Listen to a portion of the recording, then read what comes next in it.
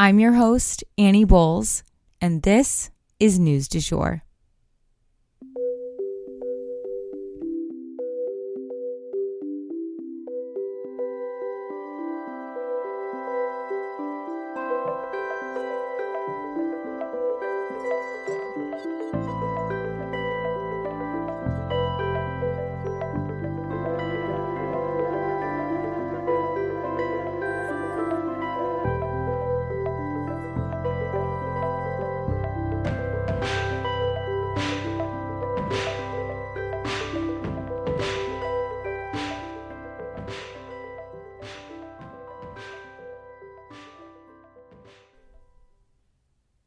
Hey, you guys, happy Wednesday and welcome back to the News du Jour.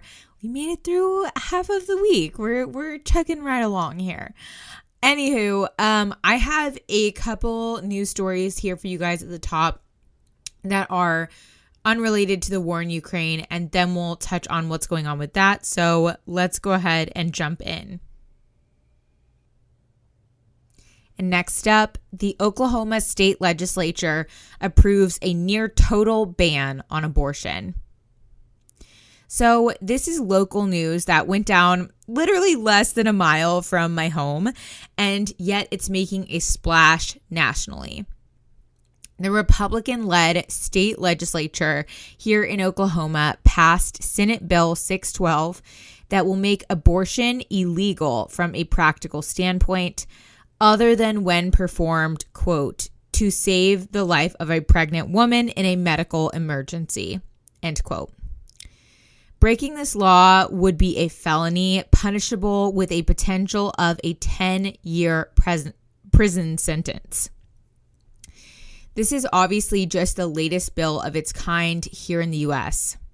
Governor Stitt has vowed to sign, quote, every piece of pro-life legislation, end quote, that comes to him for his signature.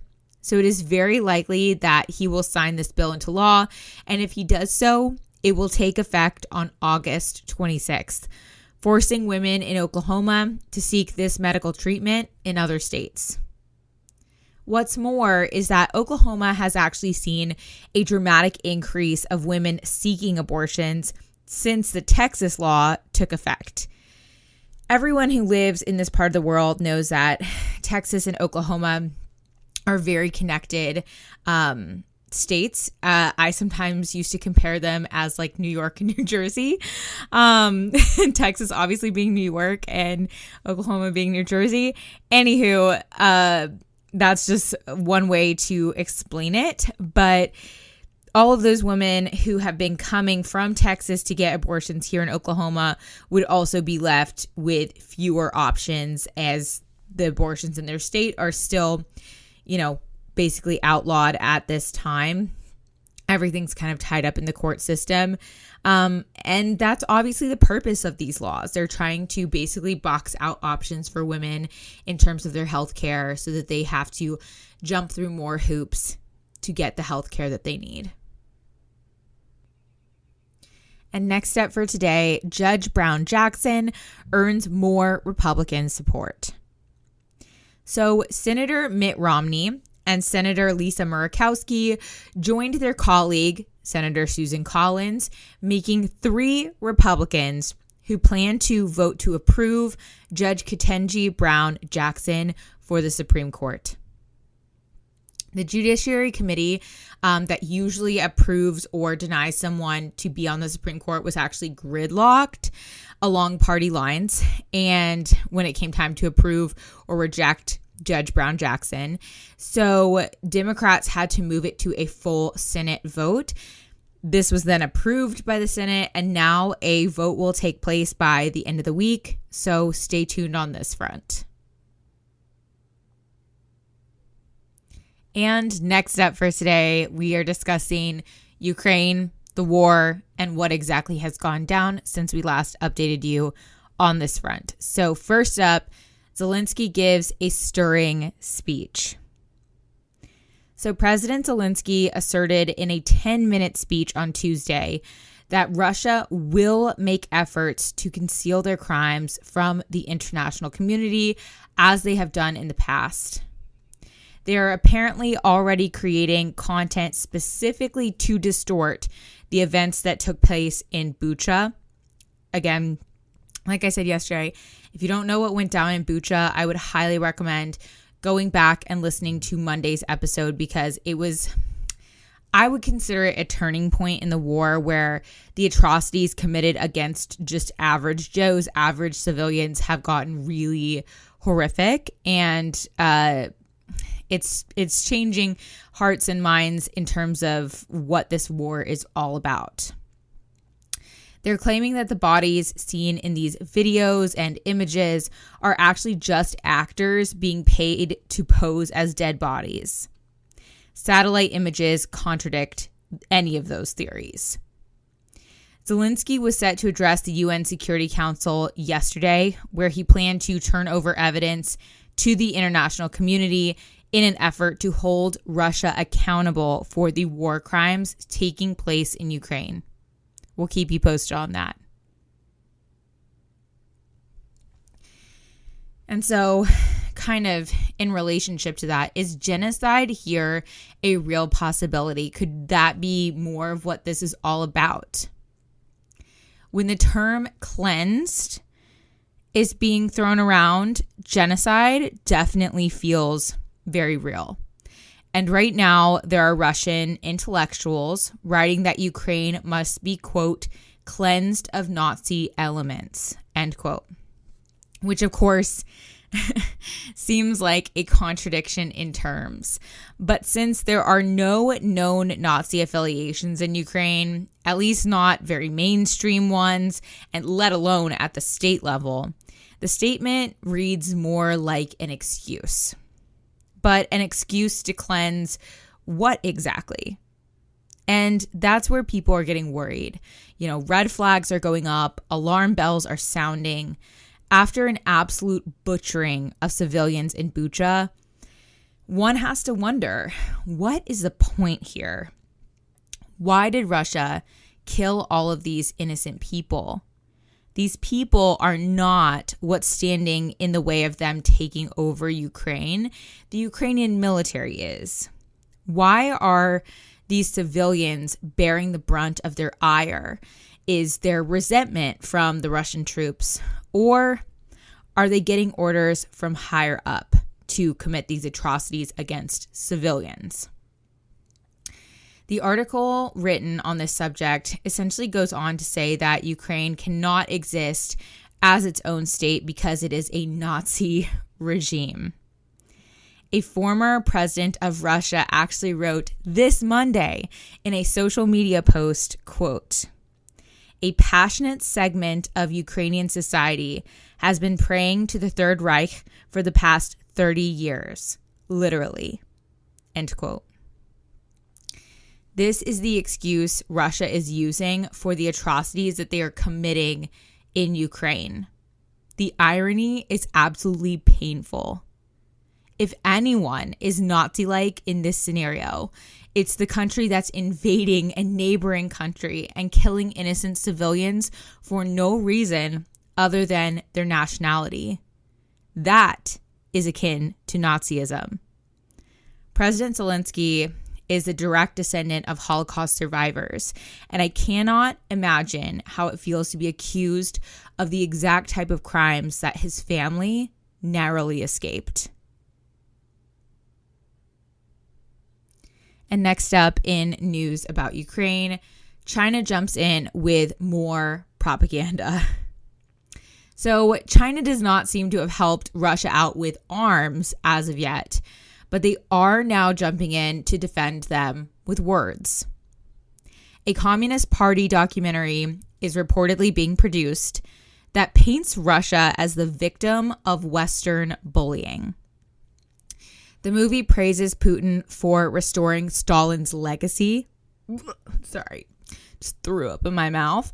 And they even go on to blame the United States for the conflict between Russia and Ukraine.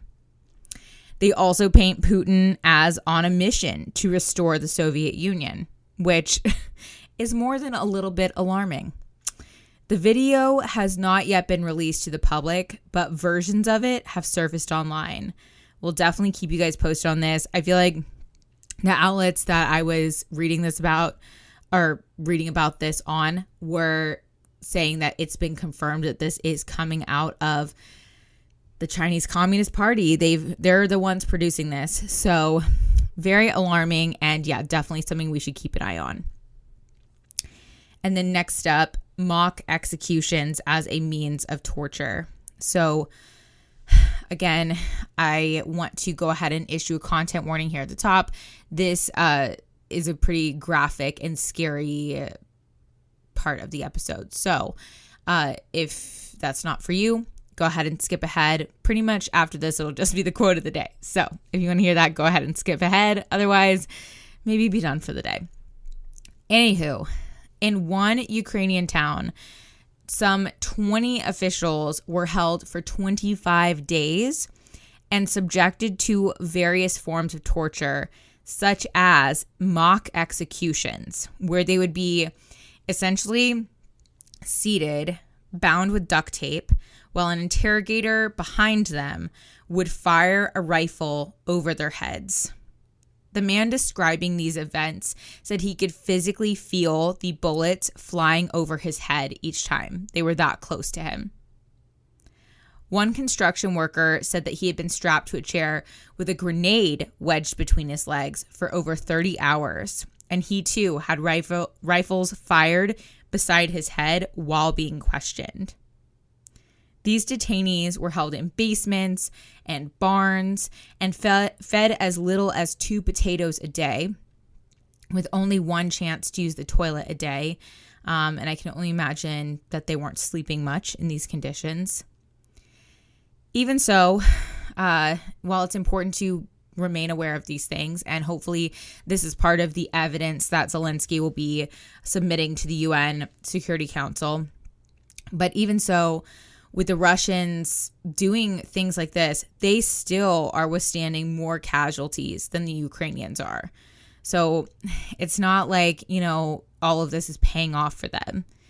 But with thousands killed on both sides, this pointless war is out of control no matter how you look at it. And that is the news du jour. Today, I wanted to leave you guys with the quote, "If we are what we repeatedly do, excellence then is not an act, but a habit." If you enjoyed this episode, please consider becoming a patron of our podcast. For $7.99 a month, you can unlock tons of perks like breaking news text messages so that you're never out of the loop.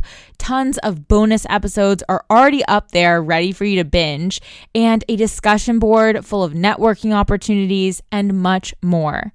Go to www.patreon.com/sugarfree media today to become a patron.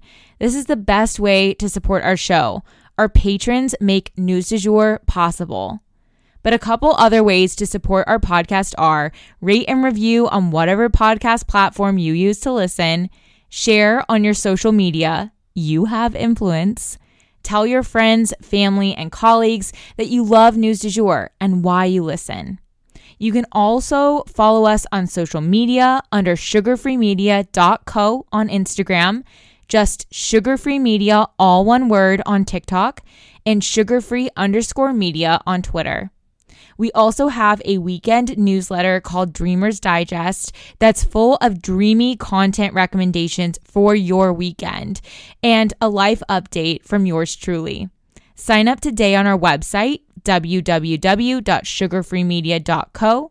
Our music is by Joey Lavoie and Nicholas Foster. Our cover art is by Hannah Pierce Photography. Our Sugar Free Media logo is by Catherine Jezek Designs. Any twinkling or little footsteps you might hear in the background are by my dog, Rhett. He's a rescue pup and always records with me. We appreciate you listening and look forward to telling you about the news again next time on News du Jour.